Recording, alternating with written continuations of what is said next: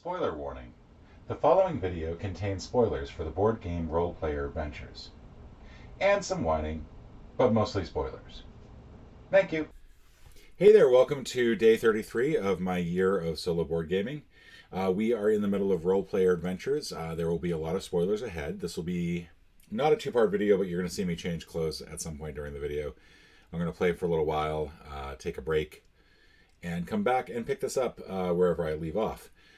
This is Adventure 5. This is Crack in Kulbak. We have been sent to prison because it's believed that we actually killed a whole bunch of Palace Guard and King Terran in the last adventure. Pretty much an unavoidable scenario, I think. We start off the scenario with a bit of a change in the rules. All of our armor, weapon, and scrolls have been abducted by Warden Mercy, as we'll find when I read through the adventure begins. But we've got everything set up now. As usual, there will be a lot of spoilers for this adventure. If you do not want spoilers for Role Player Adventures, hopefully I put a little warning at the beginning, and hopefully you're heeding that now. But for now, let's go ahead and get started. King Terran has escaped to another plane, and you stand accused of his murder. After a short trial whose verdict was never in doubt, you are sent to Kulbak prison to await your execution. When you arrive, Warden Mercy and 3 of her construct guards strip you of your weapon and clothes. One guard pours a bucket of cold water over your head. Another brands your shoulder with the symbol of crossed keys. They press an itchy gray uniform into your hands and let you leave you to recover in your cell. And then they give rules for what happens if you're playing with 1 or 2 players or 3 or 4 players. If you're at 3 or 4, you don't have any artifacts either. But fortunately, the way that the rules are written, we get to keep our Jade Gauntlet artifact, and we also get to keep our objects, Fiend of Confinement and Gray Matter, so hopefully that will help out. The Fiend of Confinement, I believe, is a one-time use only. Once it gets done, it gets brought back into the rare deck. We're going to reveal Discovery Card 98.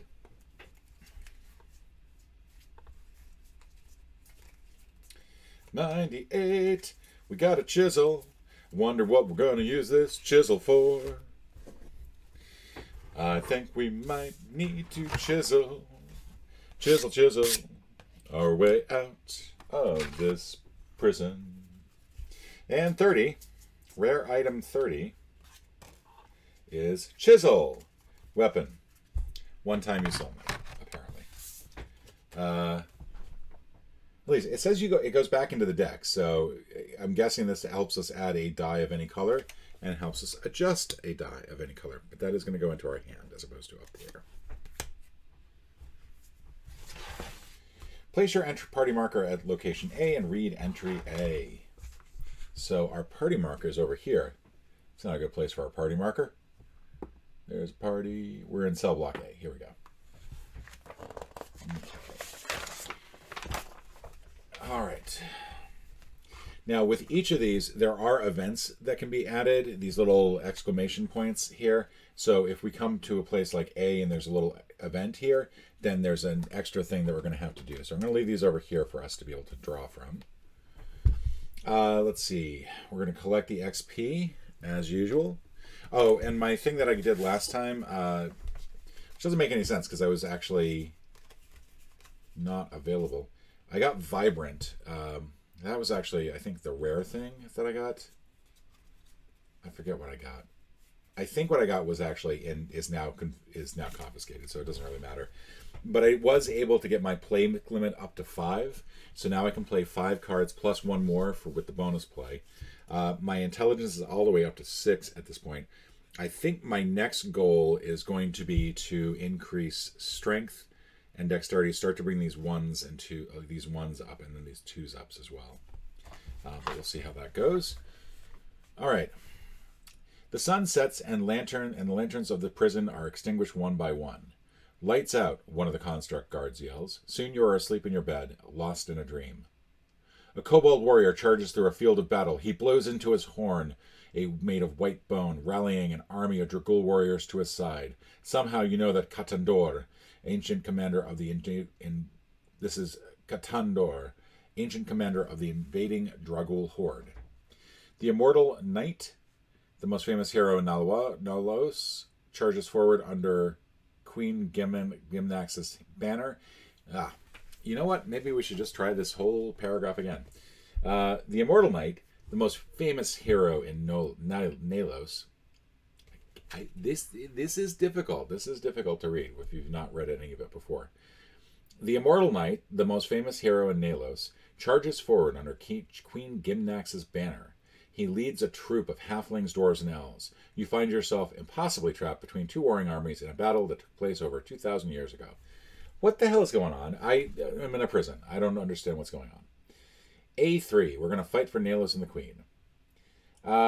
Even in your dreams, you are still loyal to Nalos. You draw your weapon and point it to Katandor. Two of his soldiers charge forward to meet you in battle. So we're going to be fighting without weapons. We got one chisel, which means we probably do want to understand what that X means. We're looking for a 22 goblin and 4 bugbear. So bugbear.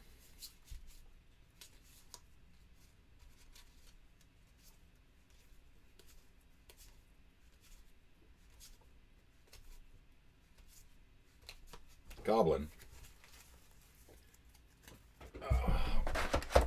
And these are nightmares. So after rolling the die pool, return all die with values of 2 and 4 from the die pool to the bag. I'm confused as hell now. And I have no weapons, or armor, or scrolls. And part of me feels like, you know what? Maybe I just let these guys win. We're going to have 4 die, and I'm not spending any stamina for it. I'm going to hope for the best here. 2 purple. It's not going to do me any good. White and green. Because I can't really, like, I'm hoping I can fight this person off, at the very least. So 2s and 4s are returned to the bag.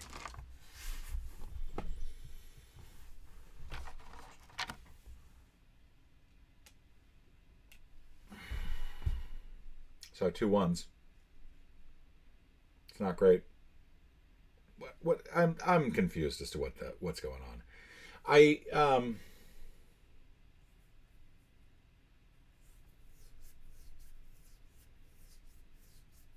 I'm very confused. It's a nightmare. I'm just going to let them win. They're going to do what? 8 damage, like a ton of damage to me. I've got 1. And I've got 2 dice to work with. So yeah. They win. I take 18. I did actually add a thing. The Dragool are victorious. A7. You receive several Dragool arrows to the chest. Though you leave a trail of blood in the dirt, you manage to drag yourself beneath an old oak tree. At least you will die in the shade. Katandor approaches you. He brings a young goblin with him to serve as interpreter. The spirit of great Katandor beseeches you, the interpreter announces in Nalos Common. If you desire your freedom, you must make peace with your enemies. You must ally with the Dragool. The spirit of the fallen will not rest until our people are free. A8. So this is avoiding the whole, like, go look at the death thing, so I think that it was right that this is something weird's going on here. Each player, return all stamina in your fatigue box to the supply. Keeping some of the small ones down here, by the way. Flip your class card face up. If it is face down, return any gold gained during the previous combat to the supply. Refill your attribute row. Return any cards in your spent space to your hand. You startle awake. So I could have gained experience out of that. I could have gained 4 experience, so I'm going to regret maybe not doing that, but that also seemed like it was kind of a silly exercise in card stuff. So let's go ahead and add that here. And 22. There we go. You startle awake as sunlight pours into the prison. When the doors of the cell block open, you are visited by a goblin.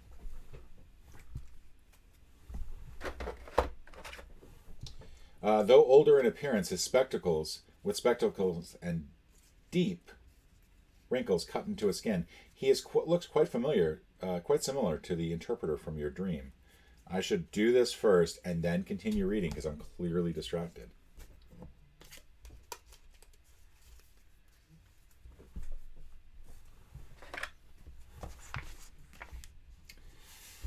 For weeks, he explains, all the prisoners have dreamt of Katandor and of battle fought over... he introduces himself as Gundar.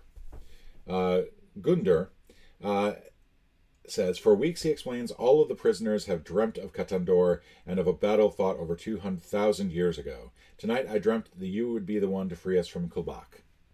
After a brief, awkward silence, Gundar smiles. I will show you around, he says. Trust me when I say to you, you will want a Dragul by your side. We should talk to Vrox. She's the leader of the Fighting 87th, the gang running the exercise yard. If you want Dragul help busting out of here, she's the one to talk to.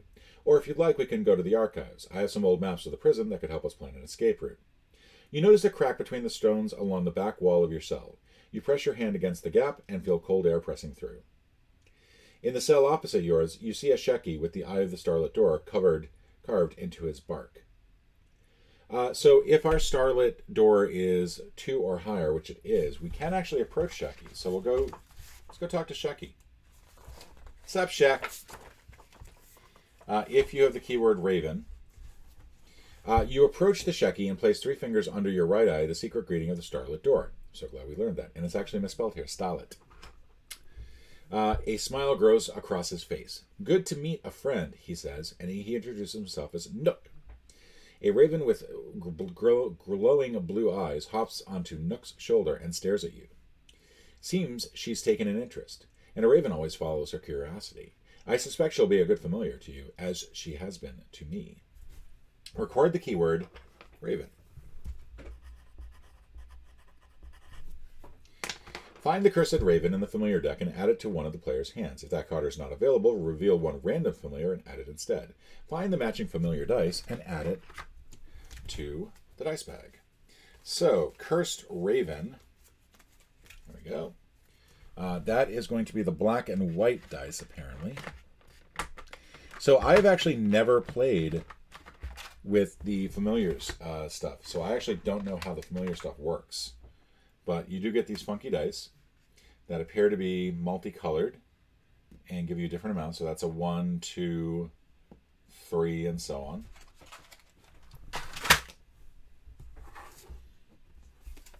That is going to go into my hand. That is going to go into the bag.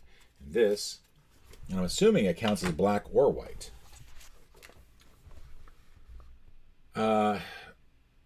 Find the cursed raven.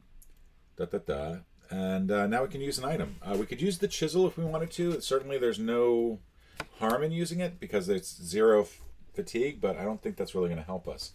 I think what we want to do is we want to head off to the archives. So first we're going to have an encounter.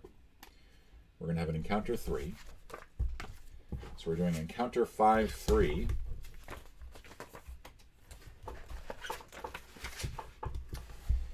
If you have the title of Duntum's Ambassador, a few insectoid prisoners sit together on the ground, their arms and legs intermeshed. The insectoid at the center of the tangle of arms and legs has its mandible latched onto a perfectly round yellow ball. She tightens her grip, cracking the ball in half and swallowing it whole. As she reaches for a second ball, it becomes clear that these are not some strange, unfamiliar food, but rather insectoid eggs upon which she is feasting. Gundar lowers his voice to a whisper. Better not to think about it, he advises. Insectoids are not goblins. They have their own ways, and we must respect them. When the insectoids see you, they untangle themselves and stand aside, allowing you to pass. A single egg rolls across the stone floor and stops at your feet. Grab the egg and run, combat, or pick it up and return it to them. I'm going to let bugs be bugs. You scoop up the egg and hand it back to its mother. She accepts and cradles the egg into the crook of her neck. She stares at you with unblinking black eyes. She seems affected, but it is impossible to read what emotion she wishes to convey. To your surprise, she speaks to you in Nalos Common. Not here, she hisses. Wouldn't be right. Wouldn't survive. You nod slowly, indicating you understand. The time will come for the birth of new things. Katandor will save us. The Dragul shall be restored! Ending on that cryptic note, the mother lifts the egg up into her mouth and crushes it with her mandibles. You don't understand the insectoid's ways, but decide it is not your place to intervene. You gain 2 XP, which is good, because we could have gotten some XP out of that nightmare, and we're regretting it now. We can now move to a new location. Archives. Hi there, Archives. My name is Foggy. I'm here to arc your eyes. Okay. If you have the title Constructs Assembler, which we don't, there's a... Take the XP. A large number of bookcases and boxes filled with rolled parchment have been crammed into a rather small room. On a table in the back there is a small block of marble. Sorry for the mess, Gundar says. I've been trying to reorganize chronologically based on particular... His voice trails off as a headless construct guard stumbles towards you from the other end of the room. It bumps into Gundar and immediately grabs the goblin's neck, twisting it. It's almost as if the deranged guard were attempting to snap off Gundar's head and take it as his own. Sparks shoot out from the cavity between the guard's shoulders, whereas his neck used to be, crackling like fireworks. We can fight the guard, or we can find another way to disable him. We're going to do that. We're going to use, go to E3. The construct looks incredibly strong. Perhaps there is a way to disable him without risking a fight. Skill check, Introspection 2. I feel like, as a construct myself, I should gain some advantage here, but I know that that's not the case. All right, so we need to do blue and green with a little bit of... We're going to go ahead and use 4. We're going to get 2 green, 2 blue. I'm going to hope for the best on the rest of this. Where are you? There you are. Because we're also going to shake it up a little bit. Get 2 more. We need a white or a red. And familiar dice counts as a white. So at least I think they do. It's not very clear, but I mean, it's got a white side. All right. So what can we do to start off with? So our not much. So first thing is the green actually, like, we've got that covered. Do that. We get an XP. The rest of these are going to be a little bit trickier. The blue dice, we can do a 3 and a 4. We have the chisel, but I think we can only use that once. I'm going to have to look that up here in a moment. Pickpocket allows us to flip, so we will spend that as our first dice. That allows me to flip the 6 and make it flip the 3 and make it a 4. And I can flip one more dice, and I'm going to flip this one to a 1. I get to flip 2 overall because I think I can then make that a different amount, I say. I guess not. Maybe not. So I could play the Cursed Raven, which allows me to re-roll this dice right here. I can also use the Chisel, which will get me the 2. I don't see any way to really do anything else, though.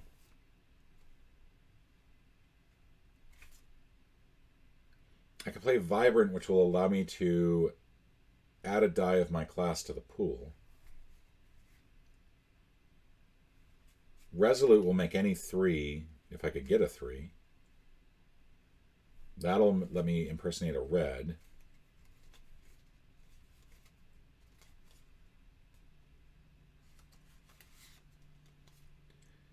So yeah, it's not looking good here. I don't think I'm going to pass the skill check, which is a bit of a surprise. I would have thought that I could pass it.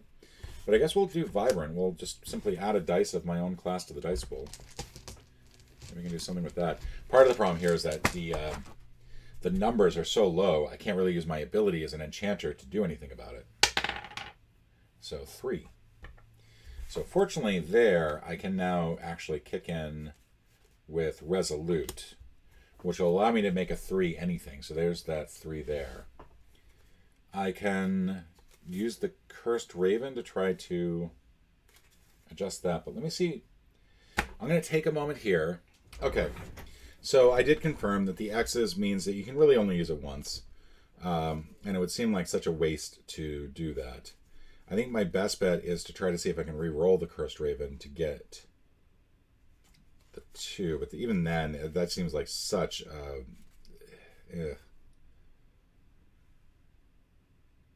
Oh, manipulate. I can do... No, because that's not going to do it.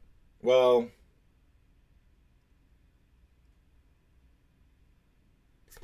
I can do manipulate and then add the 1 to it to get the 2.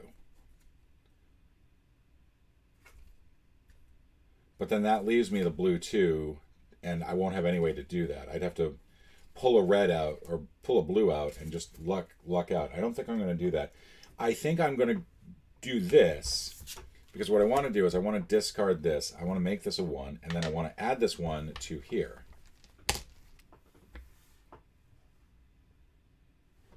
And that'll make that a 2.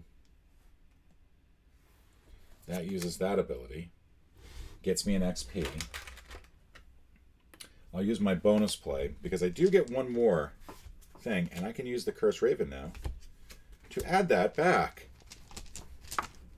Now I get the white dice back. And if it comes up 2, it comes up 2. I win. Yay. I go 1 in 6 chance. Like, you know. Much better luck this time. I cannot believe that just worked. All right, so I passed the skill check. I have no idea how. I really just... you come up with a plan, E6. I think that's just my construct luck. You notice that the construct is standing on an oversized copy of Power Plays and Takeovers. You pull hard on the tome, and the construct stumbles wildly, slamming into a bookcase with a shower of sparks, sprawled out over a pile of dusty books and splintered wood. He does not look like he's going to be getting up anytime soon. Thank you, Gundar says in a quiet, raspy voice. You search the construct's body, reveal discovery card 77.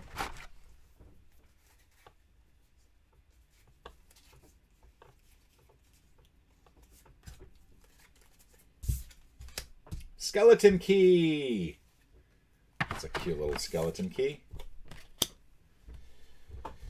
Guntar removes a dusty old map from a wooden crate and spreads it out over the table in front of him. They brought more Dragul here dead than alive, he explains. There used to be an entrance to the catacombs from the cell block, but it's been sealed. Use an item, rest, or move to another location. So first thing that we're going to do is we're going to rest. We're going to use one of our XP that we just got. We're going to roll a die. 6. All right, good. We're going to throw all these back in. Introspection. Skill book closed. These get all put back, and then we can fill up our various attributes that are now depleted. Bonus play goes back. That stays rest. I don't know why I even bother with it. And then these all come back into my hand. So we could use an item here. My guess is that we're not going to use the skeleton key here. We'll probably want to use the skeleton key in the guard room.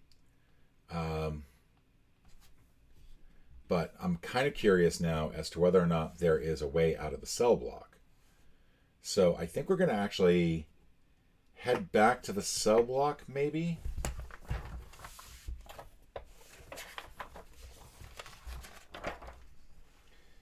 A9. Oh no, A1, I'm sorry. If you have the keyword breakthrough, A13, your cell is just as you left it. Above your bed, there are faint markings under Dragul Common. There is also a crack between the stones and the back wall where the cold air seeps through. Blah, blah, blah, blah. So now we can use some items. Let's go ahead and do A98, because that feels to me like we might as well.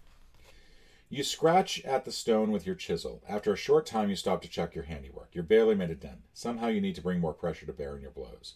Trying to scratch your name, Gundar guess? Looks like someone else carved up the wall over there. Left quite a little poem, in fact. You can ask him to translate, use another item, or rest. Let's go ahead and have him translate. Guntar clears his throat and proceeds to translate the poem scratched into your cell wall. Katandor, do not sleep, your people are in chains. Katandor, sound your horn, or forever shall we remain. Horn of Katandor, make us brave, the freedom we seek lies through your grave. Bit grim for my taste, he decides. So we want to figure out wherever he was buried. Would probably be the best bet. We can also go ahead and choose to use the skeleton key. We'll go ahead and give that a try. A77. You take out the skeleton key from your pocket, but the cell door is already open. There's nothing to unlock. You briefly consider your shutting in the door, unlocking Gundar inside, but that seems pointless. You may still need him after all. All right, so we'll move to another location. We'll go to the Chow Hall this time. We pass an encounter. We encounter 4. If you have the title Captor of Gimlets, do a different thing. You are stopped by a group of prisoners. Each has a purple eye tattooed on their forehead, indicating they are members of the Starlit Door. A small dwarf pushes his way to the front of the group and introduces himself as Fervid. You notice a glassy, faraway look in his eyes. I can show you the truth of Kulbak Prison, he says, as he offers you a drink from his flask. If you have the courage to see what it truly is. So I could ask him, let's ask him to drink first. Those are our 2 options. Drink up, or I'll drink. The dwarf shrugs. He seems offended by your suggestion. It is sometimes better to live in ignorance than face our fears, he suggests. And with that, Fervid and his band of followers continue their walk through the prison. A few of the cultists give you dirty looks as they pass. We lose 1 favor with the Starlit Door. That's all right. All right, so that's done. Chow Hall. Chow Hall. Time to get your grub on at the Chow Hall. We're going to get some... All right. If there is an event token, blah, blah, blah, take the XP. You've arrived at mealtime, and the Chow Hall is a bustle of activity. Dragul prisoners eat and converse at tables. As you stand in line for breakfast, all lines turns towards you. An ogre grinds his teeth audibly as he stares at you. Fist clench. A few construct guards watch with disinterest from the perimeter of the room. Don't worry, Gundar says. If anyone gives you trouble, I'll vouch for you. Somehow this does not put your mind at ease. A Null prisoner bumps into you, spilling her bowl of hot gruel all over your prisoner's uniform. She screams angrily in Dragul Common as if it were your fault. Every prisoner in the Chow Hall watches for your response. So we could attempt to avoid a fight, or we could show weakness, not show weakness, and attack the Null. Let's try to avoid a fight, because that is the way that we do things. Let's see. The Null is fuming, ready for a fight. Though you can see that Gundar has already broken into a nervous sweat, he bravely steps in front of you. He says something to the Null in its native tongue, but she does not appear appeased. You do your best to convince the Null, and Gundar relays your message. So if you have positive Dragul, you can do something here. You can't. I can't. So I'm going to do a little charm. A little charm offensive. Okay. So charm is going to be white, and we'll go ahead and go for the full contingency there. Now, 2 more dice, hopefully in colors that we need. The white will help. Red, not so much. All right. This is garbage. Yay, garbage. All right, so the 1 is definitely where we're going first.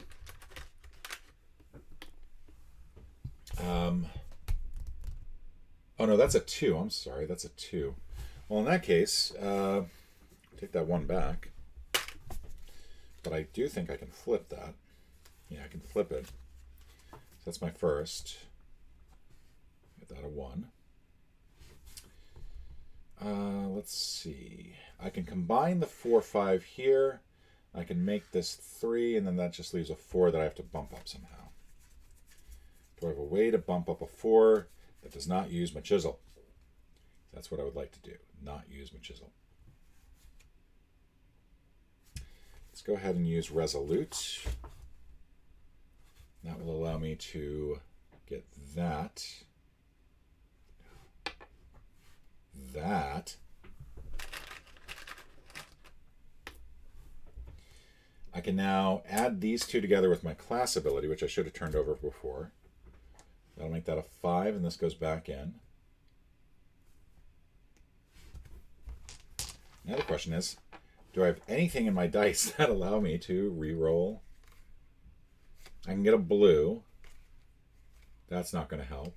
I can flip that. That's not going to help. I can add a 6. I can use some gray matter. I can make that anything. So yeah, it does look like I'm a little stymied here. I could use the chisel, but the chisel's 1 time only.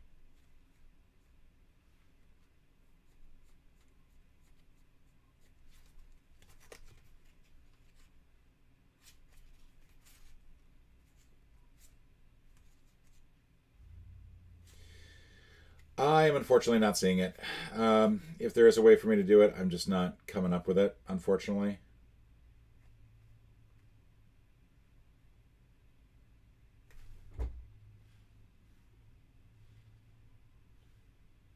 Oh, if I had done weak instead of resolute to convert that 3, that would allow that to be a purple. And then I can change this to a purple,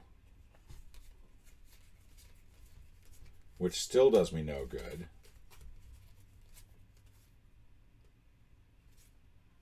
It just changes the cards that I'm using. So again, I can either give up the chisel and succeed at the skill check, or I can just fight the null. And I think I'm going to fight the null, because I think that's what's coming next. Except I'm going to not have my class ability. I'm going to have my bonus play token. I don't know. Yeah, might as well. Chisel 1. This is such a lousy use of it. If I flip that, can I flip it? Do I still have flip? I don't have flip anymore. I don't have any way to flip this.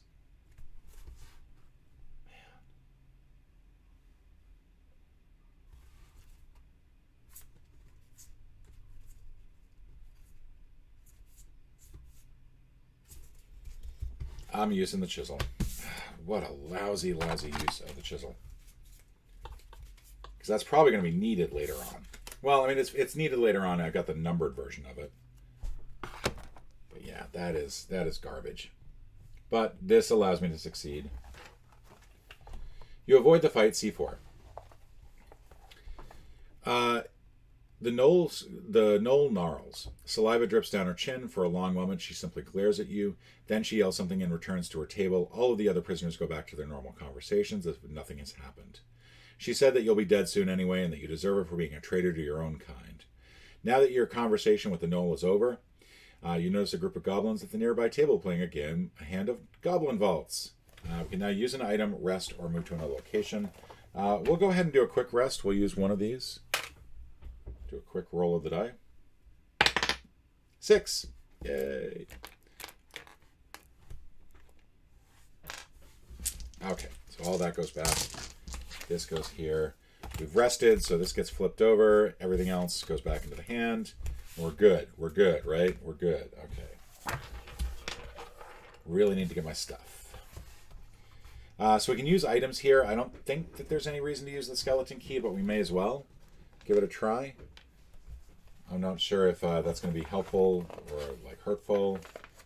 You hold out the skeleton key, taunting for all the other prisoners to see. A few glare at you, but most of them ignore this gesture. It seems that many of the girl are content to simply mind their own business. Okay, yeah, all right. So off to, let's go this way. 2. This will probably be the last thing I do because it's 12:58 and I gotta get ready for work here shortly.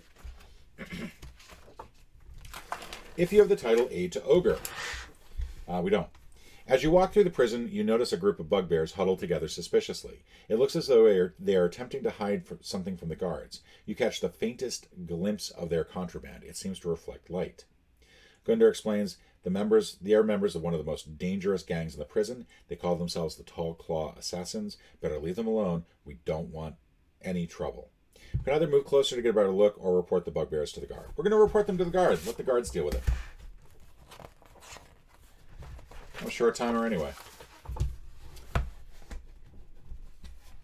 You approach the nearest guard and inform her of the bugbear's contraband. She breaks up their circle and confiscates the severed head of a construct. Its jaw opens and shuts as if it were trying to speak. The guards break up the bugbears who scowl at you as they disperse. I think we want that head. We're going to attempt to steal the head from the guards. 535. Alexa, turn off alarm. While the guards are distracted with the bugbears, you sneak behind them and attempt to liberate the severed head from their grasp. You take the head without notice, or you get them up with the head. Thiefcraft 2. And this will be the last thing that we do before we run off. Thiefcraft 2. All right. We'll need blue and black, and so we're going to definitely take 2 blue and 1 black, and we're going to take a white as well. So 2 blue, 1 white, 1 black, And then we'll get 2 more dice to add to it.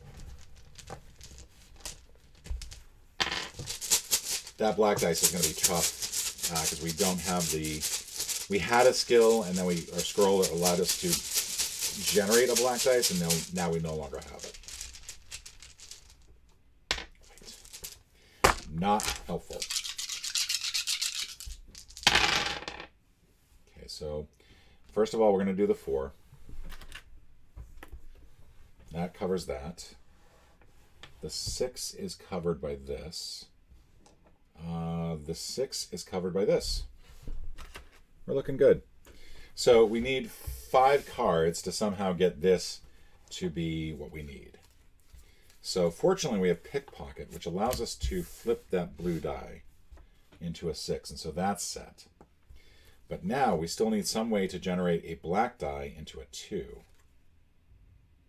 I think we have to call forth the Cursed Raven and get their die, their specific die. There we go. 3. We can lower the white die by 1, I think. We can't. We can flip it. I can flip that 2, for example. But I think that's it.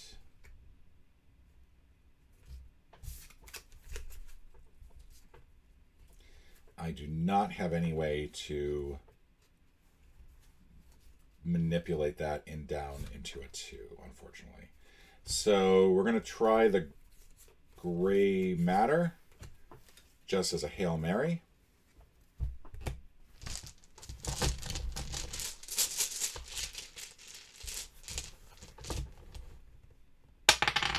That's a 3 anyway. That's the wrong color, I mean.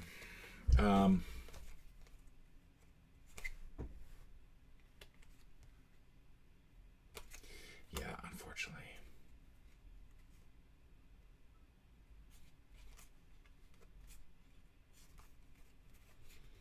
I can't even really use my ability at this point because there's nothing here that's going to be small enough for me to manipulate. So, c'est la vie. All right, we failed. You get a bump on the head, 537. The guards turn their back to the bugbears and give you a sound thrashing for attempting to steal the head of their friend. Each player add 3 stamina to your fatigue box from the supply, and then bummer. All right, we're going to go ahead and roll 1. We're going to do a rest because we can. 2. We restore 2 fatigue. Which means we didn't even really recover from the thumping on the head. All of this comes back. We have to replenish here. That is a bummer. I'm really bummed by that. I was really hoping to get that. And we're good. So I'm going to stop here for a moment, and then in just a moment, I'm going to come back and be in a completely different clothes.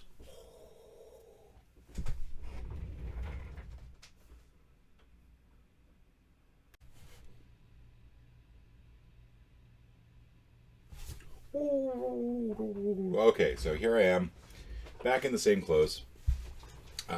So I was wrong about that. But we are currently in the... Had an encounter where we tried to get a guard's head, couldn't do it. We've rested up, but we still got like 6 fatigue, which is not great. But we're on to the exercise yard, which is the next thing in our path. So we're going to go ahead and start reading. That'll be E. Nope, that is not E, because that's E over there. This is going to be D. Exercise yard. We do the typical grab the XP. You glance around the exercise yard. A hobgoblin lifts iron dumbbells in a corner, and a few insectoids sprint around the edge of the yard. A large group of goblins are huddled around a stone table. This is the Fighting 87th, the gang Gundar told you about. When you approach, a large goblin with golden blonde hair places her hand on your chest, blocking your path. Gundar introduces her as Vrax. Reveal title card 47. So we want title card here. It's pretty much a given. Like, I think you have to get this. Title card is Goblin's Inmate. I'm going to put that there. That's our first title card. Gundar speaks to the gang leader for what seems like a long time. Then he translates her words as she refuses to speak in Nalo's common. Vrax says there is something you can do to help them, but she wants to know why they should trust you. You've heard that goblins value loyalty. It seems unlikely that they would trust anyone who is not aligned with the Dragul. On the other hand, perhaps it would be better to show her that you will never turn on the kingdom of Nalos.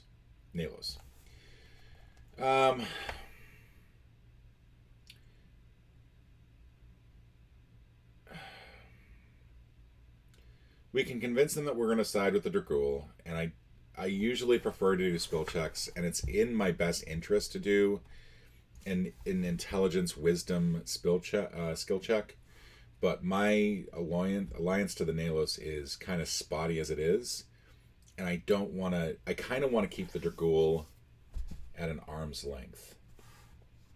So my feeling is, but we're about to go into a fight if that's the case, because there's a little fist right after it.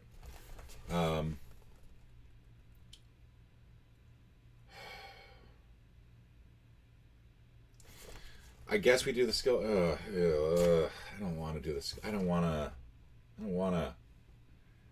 Basically, this is implying if you're smart, you'll basically lie to people and just pretend to turn on other people. It just does not sit well with me. Okay, so we're going to do the skill check because honestly, with 6, I'm a little worried about fatigue, about combat knocking us out, especially given that we don't have any weapons or armors or scrolls. You've picked up a few words and phrases here and there in Dragul Common. Maybe if you make your argument in her language, Vrax will listen. So there's something about the Dragul thing that doesn't come into play here because we're negative Dragul. There's going to be interpretation as our skill check. And of course, interpretation too.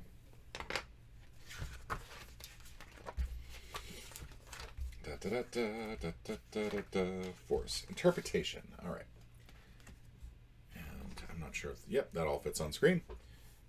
Still, we'll do it like this so that we get it right in the center of the map here. Now, we can use wisdom and intelligence. We're going to go ahead and use one of each.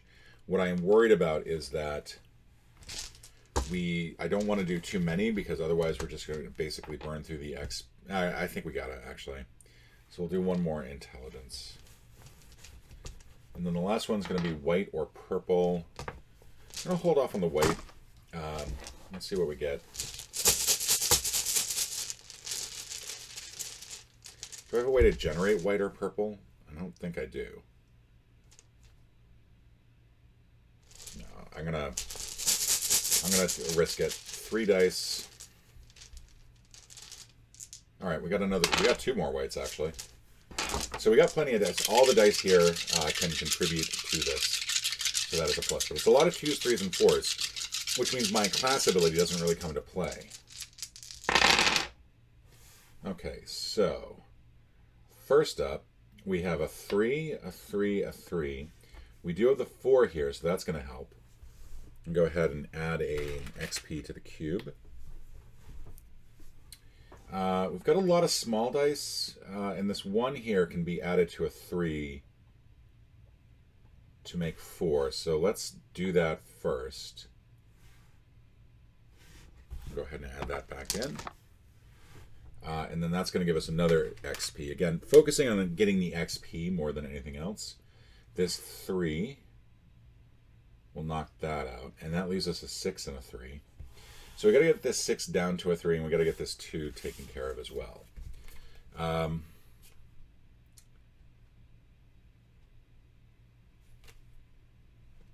So we can use pickpocket, and that will allow us to flip these.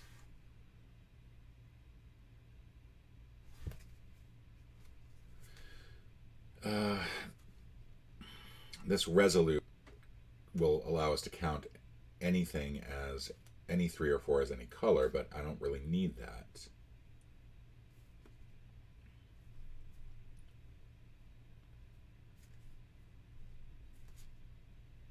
Manipulate will allow us to... Well, first of all, I think this is actually where our vibrant trait can come into play, since we've got we can actually add a blue dice, which is our class color. All right, so 1. Not that helpful. We can flip that to a 6, but unfortunately that doesn't really help at all. Is there anything that we can do here? We're kind of out of it. Like, as much as I wanted to succeed on this, we don't have any real way to control any of these other things. We can get the 3 to match up with that blue 3, but that's not going to help us. Yeah, we're kind of done here. Like, that was the worst possible thing that could have come up with, because even if we spend pickpocket, all it's going to do is turn it into another 1 and 6. Hey. That allows me to make that a 4. That's not going to help. This would allow me to add the dice back. That's also not going to help. If I had done this instead of this, this would allow a reroll. And if it comes up 2, then it doesn't matter, because nothing matters here. Yeah, 4. That's not helpful at all. So yeah, I don't think I succeed. Again, it's just there's just not enough to really do anything with here. I can flip this to a 3. But again, it just feels like I'm circling the drain here. I can add a gray matter. That's the last thing I can really do that would help. I can still have 2 more cards because, and this is something I forgot to do on the previous skill checks, I have a play limit of 5 now. That was the whole thing that I was gunning for last time. So, oops. I got a black dice here. That's not going to help. All right. So we're going to fail this skill check. I think that's pretty obvious.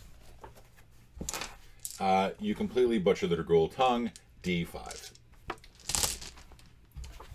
Put this to the side. Want my stuff. Vrax laughs at your feeble attempts to speak her language, then dismisses you with a wave of her hand. I'm afraid she wasn't convinced, Gundur explains. I'll spare you the details, but it would be a very, very good idea if we were to leave the exercise yard as soon as we can. Record the keyword distrusted, and then move to another location. Oh, and we do not have the rest option after this. That's not good. All right. So we are off to another location. We'll head here. We're going to have an encounter. We're going to have encounter 1. It's the last of the encounters for this. Unless we get some events happening. Stepping over a sewer grate, you pass through the prison. You are startled when a hand grabs hold of your ankle. Shh, a voice whispers. The guards are watching. Don't look down. You ignore this demand. The sewers are too dark to see much of the shadowy figure below, but you do recognize his voice. It's Tarek Nolan, the halfling who led you on a secret mission at Black Lake. I'm about to make a very loud noise down here, and I don't want to attract any attention, he explains. I need you to create a diversion for the guards. Start a fight with another prisoner, make the guards think you're insane, refuse to cooperate, and alert the guards. So we're going to make the guards think that we're insane. That's going to be Constitution and Charisma, neither of which we have a whole lot of. But we're going to go to 532. We could start a fight, but again, we're so bad at everything. Because it is a skill check, we can put the discards back. This goes to rest. We can't put the spent back yet, and fortunately we didn't use our bonus play. We're also at, what, 9? I really need to rest. Strangely enough, in prison, you can't really sleep. You scream at the top of your lungs, shouting whatever words or ideas pop into your head. Grabbing hold of another prisoner, you lecture him on the secret life of chickens, then dance around the constructs, reciting poems about the mating rituals of insectoids. The guards seem uncertain what to do. If your king's favor is 2 or higher, we don't worry about anything. We're going to do a speechcraft check. So that's going to be speechcraft 2.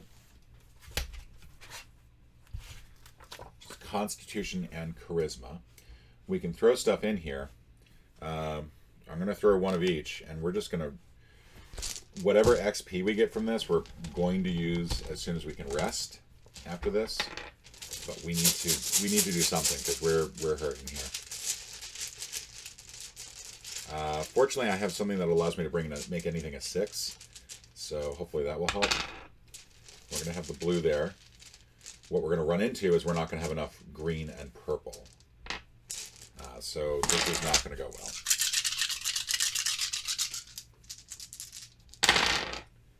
So our primary goal is just simply make sure that we cover the XPs because we're going to fail this no matter what. So we got that covered. We don't have that covered. So that doesn't apply. You can't use that 4. We've got a 1, a 4, and a 1. So the 1 we can flip.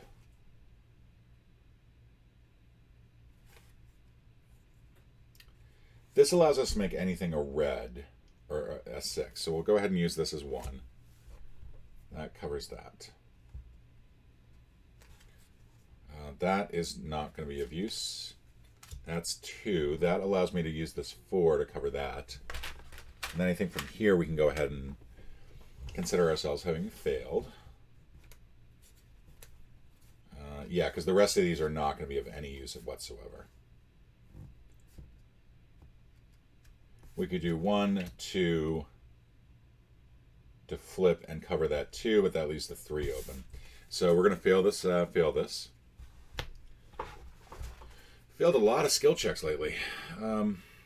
They become suspicious. 530. Your performance raises the suspicion of the guards. When an explosion shakes the ground beneath you, the guards push their way through the crowd. One blows a whistle to call in reinforcements, while another unlocks the sewer grate to chase after Tarek. Rest or move on to the next location. So we are going to rest. We're going to definitely rest. We got the 2 XP from this. We're going to use 3 to try to clear all this out.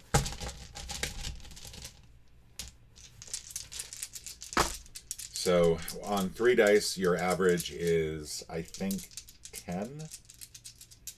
3.5 times, yeah, 10.5. And we get 9. So that's going to clear all this out. Well, first of all, I'll go ahead and after the last skill check, I should have rebuilt the attributes up, but I don't think it would have made a difference. Let's go right here. We've still got 2 left. All of these get to come back, and we're going to flip this.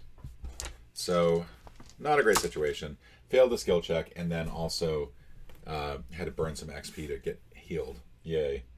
So we'll head to the guard room. This will be our last take the XP place. Really need our weapons. Really need our weapons. Let's see. Gundar eyes the guards nervously. I'll wait outside. You enter a large room where Warden Mercy, a human woman, sits behind a large wooden desk flanked by constructs. She studies you thoughtfully as you make your way across the room. You may not remember, she says, but we've met before. We fought together under Commander Zalek against the Dragul. And now you are here. Is it true? Did you murder the king? You are not certain what to do. The warden might not believe you if you tell her King Terran escaped to another plane. You're not certain that you believe it yourself, even though you saw it with your own eyes. Convince her the truth, or invent a clever lie. Now, convince her the truth is strength, charisma. Invent a clever lie is intelligence, charisma. And again, I hate the implication here that what you should be doing is using your smarts to be bad. But we're going to use our smarts to be bad. So we're going to go ahead and use 2 blues and a purple. And I'm guessing this is another skill, speechcraft. No, it's not a speechcraft because speechcraft is Constitution charisma. Because why would you use your smarts to do speechcraft? Let's see. So it's going to be B5. She's never going to believe the real story, so you'll need to think of a convincing lie if you want to profess your innocence. Deception 2.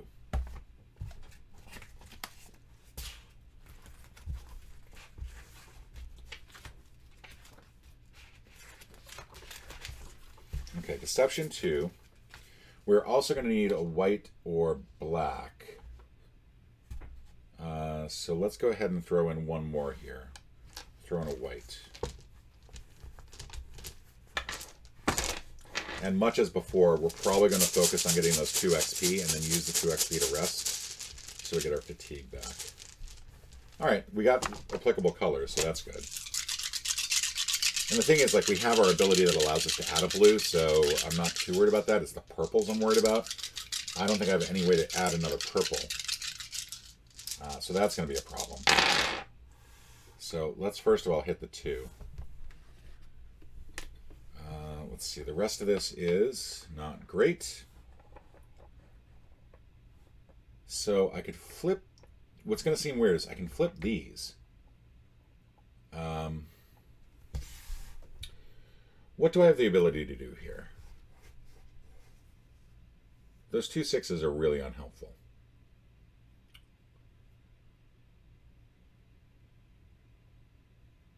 I can consider anything to be a purple because of the weak ability.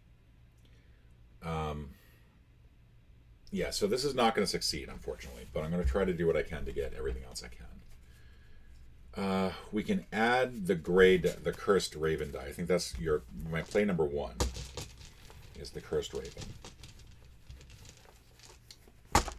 And we'll see what we get. Oh, we got it. We got a 4. All right. There's an outside chance we can do this.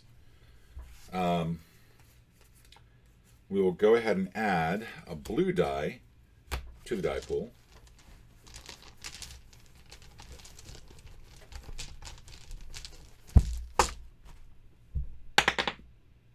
Two.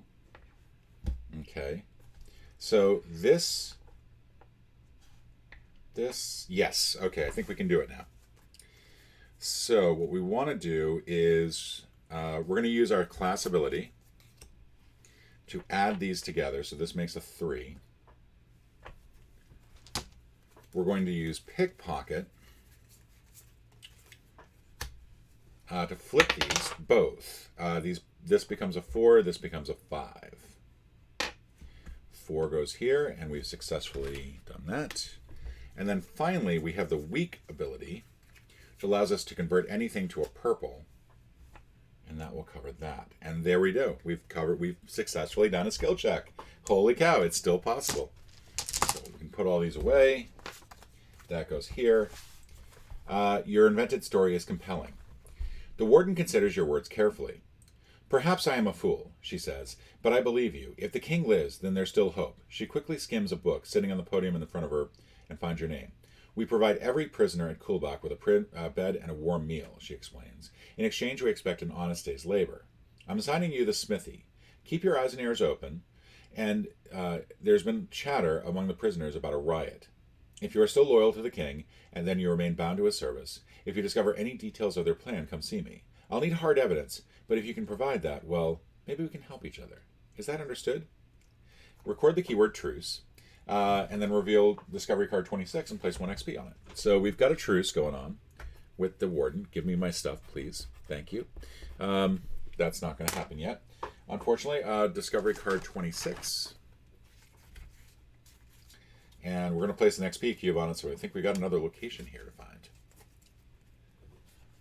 We can then use an item or move to another location. We cannot rest yet. Which is irritating. So this is going to be star 1, which goes here. We're going to place an XP on it. All right, so we get the discard back, but we don't do anything else with our character, which is not great. I'm not happy about this. We can use an item or move to another location. So if we were to use the chisel here, which we could, that would be B98.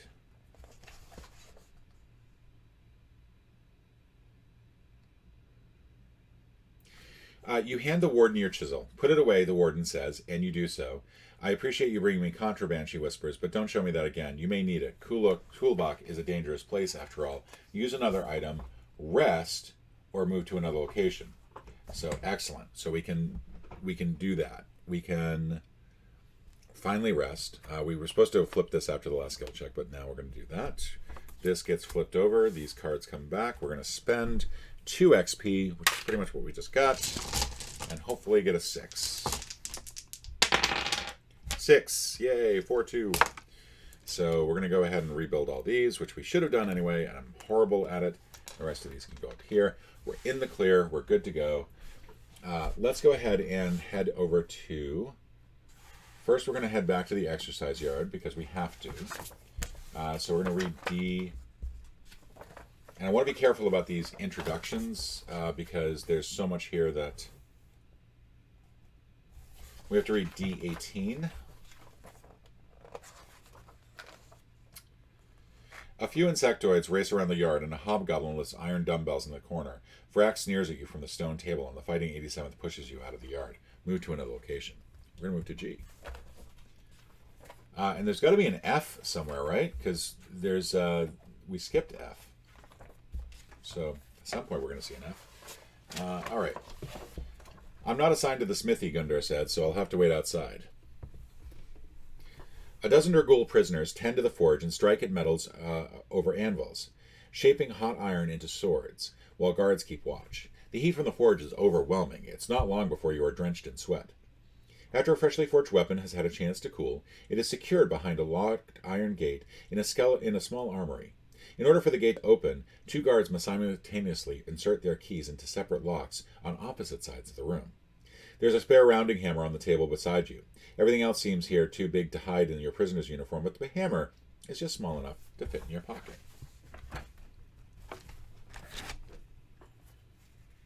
So that's going to be Discovery Card 59. Oh, that's a wrong thing. I'm looking at the titles. Titles 59 has nothing to do with this. Fortunately, I read it so quickly. There we go. Rounding hammer. So now that is going to cost 1 fatigue to use. We can now use an item if we want. We can go elsewhere. We're going to go ahead and use the chisel because it doesn't cost anything to use the chisel. Let's see. You scrape at some melted metal scraps on the floor and find a bit of gold. Finding the scraping has dulled your chisel, you use the tools in the smithy to sharpen it. Gain 1 gold, and this is the more important thing. If no player has the chisel object in their hand, reveal rare card 30 and add it to one player's hand. We had to use the chisel earlier to succeed in a skill check, but now we get it back. So yay. All right. Use another item, rest, or move to another location. So we still have the skeleton key and the smithy and the rounding hammer. I'm worried about using the skeleton key here because I feel like it'll alert the guards. I think we want to use the rounding hammer elsewhere. So we know that if we go to the exercise yard, we pretty much have to go somewhere else immediately. We've been through that sequence of the text. So we'll do that to the archives. Now at the archives, we're going to see what we can do about... a large number of books and scrolls have been collected here. There's a headless construct guard sprawled out over a cracked bookcase lying on the floor. There's a small block of marble on a table at the back of a room. So we can now use an item or rest. And we're going to go ahead and use 98 first. We have a hammer and chisel. Picking up a copy of 7 Habits of Highly Effective Minions, you use the chisel to scratch your initials into its cover. Gundar seems deeply displeased, but he doesn't voice any objections. So we have a hammer and chisel. We should probably use those together. Let's try that. I'm going to add 1 fatigue for that. Your artistic muse grabs hold of you, and you use the hammer to tap the chisel into the marble block. By the end, you are left with a marble bust that bears Contandor's likeness. Gundar marvels at your work. When you offer it to him, he nearly squeals with delight. If I live long enough to see my home again, I swear to you that I will place this on the mantle just above the fireplace. Gain 3 XP. That's awesome. Okay. Let's see what else we can do as far as combos here. So we've got 7798 is another possibility. That'll be another fatigue to add to here. 7798 is going to give us... You hold the skeleton key in one hand and the chisel in the other to see which is longer. The chisel is, as it turns out, but not by much. This information you decide is probably not relevant to or very useful to anything related to your quest. All right. We can finally use 5977, but that seems really unlikely to be anything. But we're going to go ahead and do it. You hold the key against the block of marble and tap it with a hammer. A tiny piece of the marble eventually chips off, but it takes quite a bit of effort. So last thing that we're going to do is 77. We're up to 5. This is not good. You hold the skeleton key in your hand.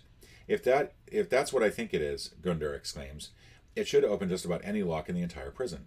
Fate favors us this day. Return 1 stamina from your fatigue box to the supply. All right.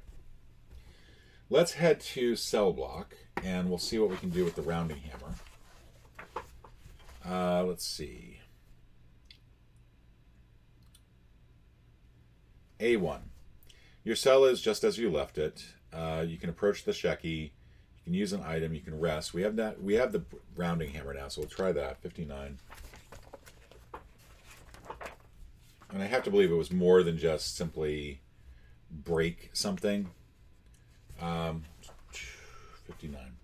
You begin pounding against the back wall of your cell with the hammer. You hit the stone as hard as you can for as long as you can until your arm feels sore. Pausing to admire handiwork, you notice no change in the wall. If you had a sharper tool, it might help you chip away at the stone. So let's go ahead and do that. We're going to use 5998. You find the crack in the back wall of your cell. You position your chisel near the gap and hit it with the hammer, slowly chipping away at the stone. Continue. 897. All right. Soon there is an opening in the wall large enough to crawl through, which leads into a small chamber beyond. This is it, Gundar exclaims. The entrance to the catacombs. All right, so we're going to return 59 and 98 to the Discovery deck. We're also going to reveal Discovery card 8. So 8 comes out.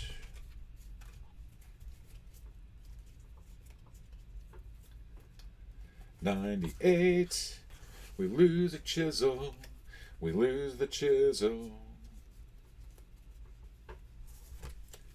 5998, and we're going to reveal 8, and there's our F that we needed. This is going to go into the spot where I've got Warden Mercy, so she's going to move. We're going to move her down here, I think. Wow, I had a lot of cards.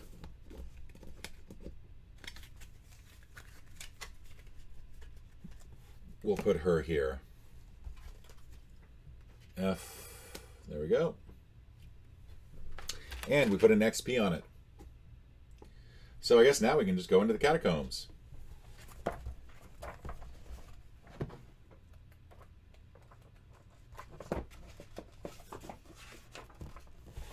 If you have the keyword Nowlin, otherwise collect the XP and continue reading.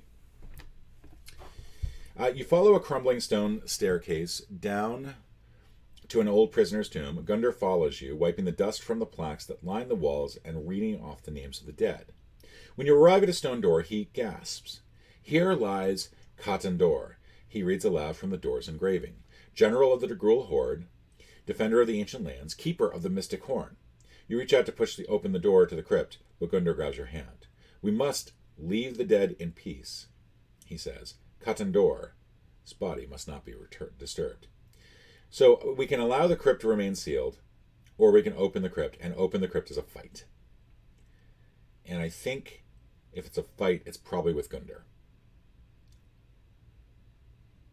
I think we open the crypt. I think we need to show these Degrul people who's boss, and this is going to suck because I've got 6 fatigue and I could die.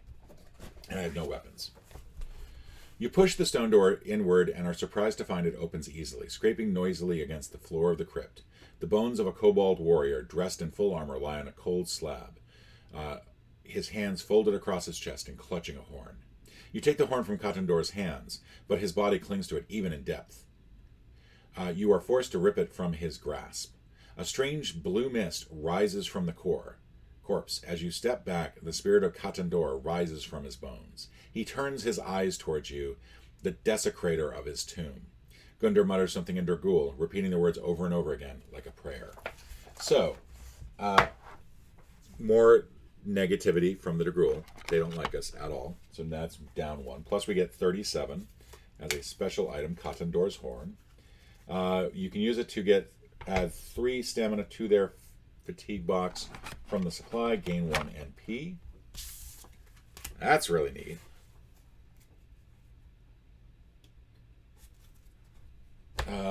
That's going to be helpful near the end of combats. Let's see. Following combat will redirect you to a new storybook entry after the first round. We're going to fight the Ghost of Katandor 18. Fortunately, there are no other things on this. Oh my lord, we are screwed. We are absolutely screwed, folks. We are not going to get out of this combat. All right. So, wow, we are really screwed. So we'll go ahead and take, we've got all of our stuff here. I don't see any way we get the black ones. But we're going to take a white, a black, and a purple. White, black, purple. And the reason I'm doing it this way, instead of going for those reds, is I think the reds will be very, very helpful. It's going to suck because I've got so much XP there. We get one more dice because we do have 4 for our combat dice limit. I think that might be the next thing I raise. If I get out of this. So we got another white. There's a 6 there that will be... So let's figure out how much we've got. We got 9 so far. We've got 18 health now, so we can take 9 damage. And we're going to take 4 for this thing goes to a second round. So we got to cover as much of this as we can. Alright, so first, before we do anything, I'm going to do it. I'm going to go ahead and use the Fiend of Confinement. Fiend of Confinement. This will give me 3 extra red dice.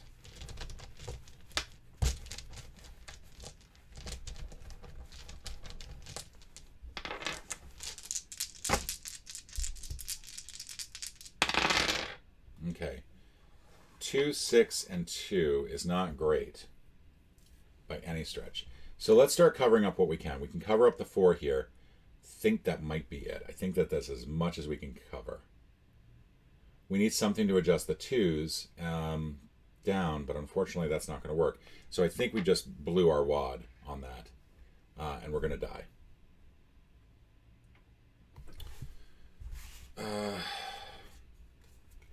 The chisel allows us to reroll anything. We can add a blue. That's not going to do us any good. But we can add a raven die. So that'll go into spent. 2. So we get one of the 2s covered. We'll get 1 XP for that. It's not going to really matter.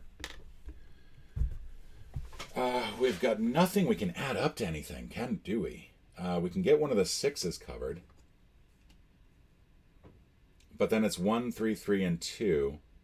And the 2's the wrong color.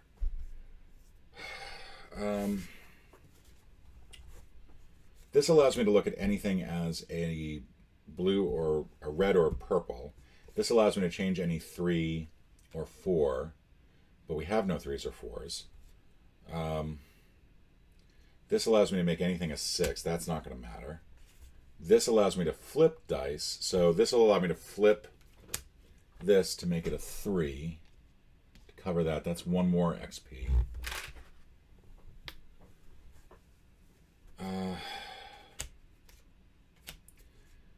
Chisel would allow me to make this a 1. I'd use it, but I would then be able to cover that 3, and then I have a chance of actually getting into the next round. If I can get the 4 or the 1 or the 3 covered, I think I might be able to do that.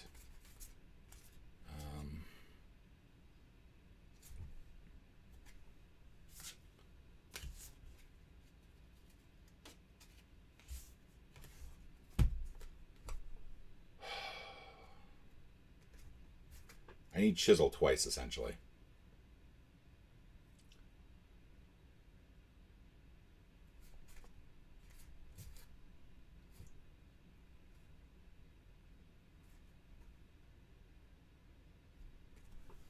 I don't know. I don't think I can. I'm going to go for Vibrant to add a blue. I know it seems like this is crazy. Let's go ahead and get the blues in here. 1. That's actually what I wanted. Because now I can use the 1 Add that to this to make the 3. We're going to get 1 more XP out of it. We've used 4 cards. We have a 5th card that we can use. We're going to go ahead and add the chisel again. We're going to get this 2 down to a 1. That'll cover that. That's 1 more XP. That leaves a 2. And the only thing I have left is the gray dice. So I don't think there's anything else I can do. Yeah, unfortunately. So, I mean, this is going to be bad because I've pretty much spent my wad. But going into the second round of combat, I've still got... I'm going to take 6 damage, essentially. So 1, 2, 3. So that's 10. 13. Trying to just use the small ones. And we're at 16 damage, or 15 damage. We can take 2 more damage. We will probably... we can't do anything about the black, unfortunately. Defeat neither. The spirit begins to glow. F19. And if this thing gets more stronger, we're screwed. You hold strong in the face of the ghost's screaming visage. Katandor sweeps through the tomb, and an unearthly glow fills the rough stone's wall. Each player place an army, skill, or trait card from your hand in the active area of the party journal. From the remainder of this combat, you may play any card in your hand as though it were a copy of the card in the active area. Return all cards in the active area of the party journal to their owner's hand at the end of combat. So, we don't have any. Like, I can do skill, but that's not going to matter. Skill. Yeah, it doesn't matter. I can't do anything with that. So, we used our ability, so that's doubt. So now we're going into the second round of combat. We've got to get a black 2 somehow. And so 1, 2, 3, 4. I really would love to get a black 2. I got 2 black dice. Please, please, please. Damn! Need the chisel. Need that chisel, man. Yeah, and unfortunately I can't do anything else.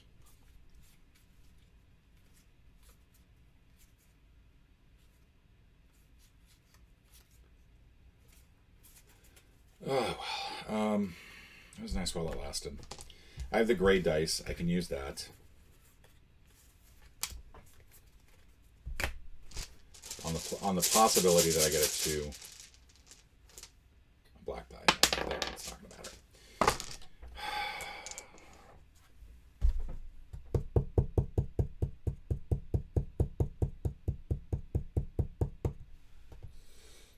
There's nothing else I can do, right?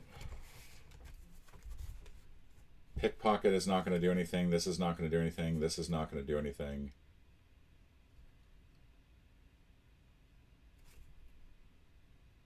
This is not going to do anything. Yeah, I don't have... See, this is the problem with going in with, like, so all my cards are in there. Like, I could probably do it without...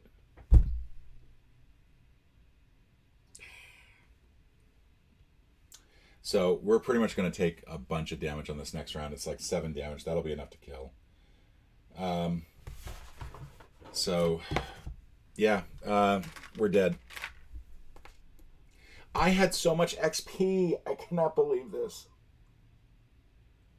I'm mad. I'm mad about this. I'm absolutely mad about this. Alright,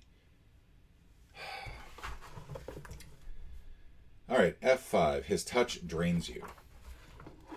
Maybe I'll be lucky and it'll be like the dream sequence from earlier.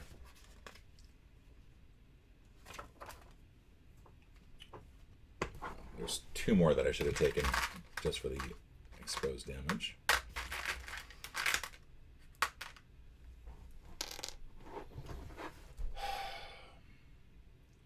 The spirits scream, piercing your eardrums. It whips around the catacombs and passes through your body several times, draining your life force. Return 2 XP to the supply. Can't return a lot more than that. You have awoken him, Gundor explains grimly, and his spirit is now bonded to you. He will haunt you until your dying day. I am sorry I should not have let you come here. Yet it is good news that you recovered Katandor's horn. An object of such immense power will surely prove useful. Reveal the title 43.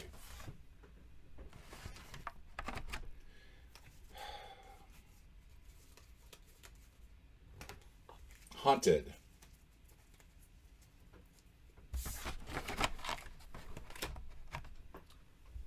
Make sure those stay where they are. You look around the catacombs. There are stairs leading back up to your cell, and a locked iron door is at the end of the passageway. If your entire party is exhausted, mark the death track and read the corresponding entry in the Tome of Encounters. Use an actual pencil with a nib. That sucks.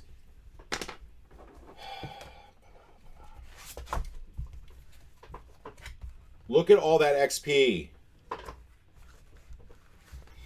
You return through a veil of fog to a familiar hallway, cold and dark. The old woman approaches you once again from the darkness with her bag of marbles. Back again already, she asks. Oh dear. The woman pulls back her hood, revealing gray hair and a wizened face. Her eyes are empty sockets, black and bottomless. You recognize her from legend. She is Kethra, god of gates and thresholds. I fear you may not be long for Azima's world, she tells you, but her world desperately needs its heroes. I cannot let you pass just yet. Kethra pulls another marble from her bag and hands it to you. The creature inside is uncomfortably cramped, as if it was somehow tied to its own limbs in knots. These aren't easy to catch, you know. Use them wisely. Fog rises around you, and the old woman fades from view. And we are going to put these two items back, 30 and 7, since we used them, and they are one-time use only. And then we get to take 26, which is Fiend of Ineptitude. So that's going to be any 3. You basically get to add 3 dice to your hand. Roll 1 dice, then remove all XP from the party journal that exceeds that roll results. For example, if you roll a 3 on the dice, remove all but 3 XP. Unbelievable. 2. Oh, this hurts. One of those blacks had come up too. We would not be here. Let's see. For each player, roll 1 dice. Then remove all stamina from your fatigue box that exceeds the results. So we're going to leave 4 in there. I'm going to go ahead and rebuild our attribute rows while we're at it. I can go back in there.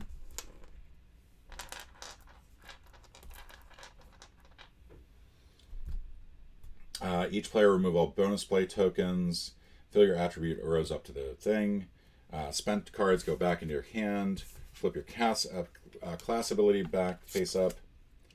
And then record the keyword passage. Essentially, if you have your passage, if you get passage twice, you die twice in an adventure. I think something special happens. And then we go back to the entry.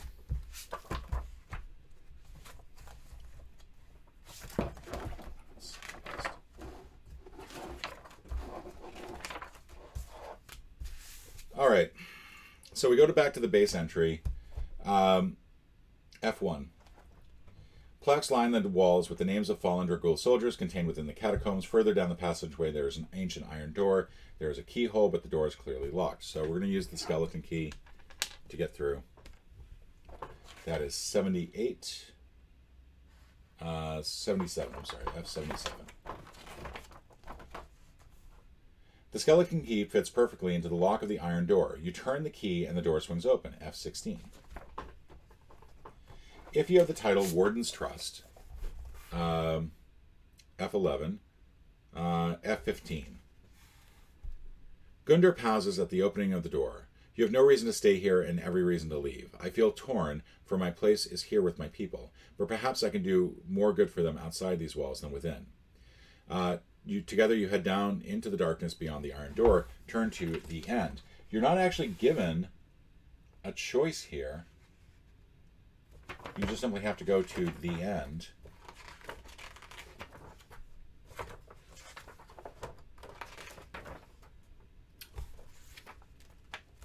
If you have either the keywords truce or unconvinced, go to take title card 40.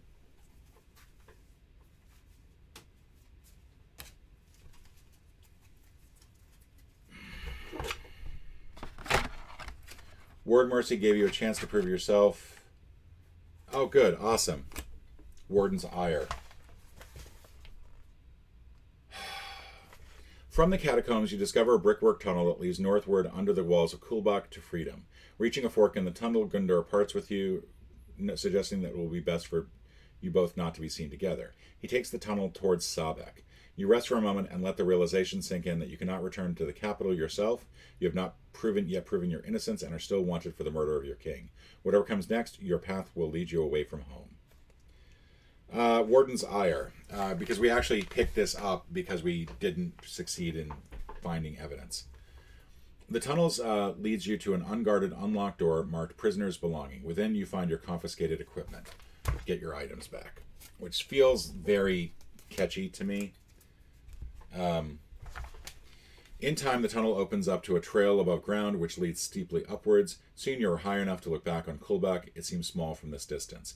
It will not be long before the warden learns of your escape. You fear you have made a powerful enemy. You decide to rest for a while against a tree.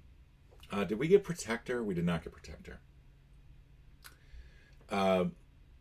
Just as you settle in for sleep, you hear a rustling in the forest. You scramble to your feet and see the spirit of Katandora standing before you. His translucent body is distorted almost beyond recognition, his face transfixed in a silent scream. As you continue down the trail, it suddenly occurs to you that the name of Rox was already known to you. You remember stories of the goblin during the war. She inspired much fear and hatred among the King's Guard, but was also a begrudging respect for her strategies. She was a worthy adversary, and also likely considered a hero amongst her people. By dawn... Oh, no, wait. We don't have Egg, because we didn't keep it. But I thought we got the Insoid Protector. Did we not? No, because I think we had to actually get something else as part of that. By dawn, you are many miles from Kulbak. You have not yet seen signs of pursuers, but you know that hound gangs and bounty hunters are already on your trail. Messengers will distribute wanted posters with your name and description across the land. Soon there will be no place for you to hide. After many miles, the forest gives way to open land of rolling hills, through which a river snakes its way towards Bogroot Swamp, home of the Frogkin. Common sense tells you that you ought to avoid any civilization, but pangs of hungers and tired feet drive you towards Bogroot in hopes of rest and a hot meal. After all, there are no safe roads now that you are an escaped convict accused of murdering your king. All you can do is press forward. With any luck, you'll stay one day ahead of justice. You may now advance your character with the 2 fucking XP that I got, and I'm sorry for swearing there. And that's it. Folks, I will see you all tomorrow. Do all the YouTube things, and we'll pick it up in just a bit. See ya.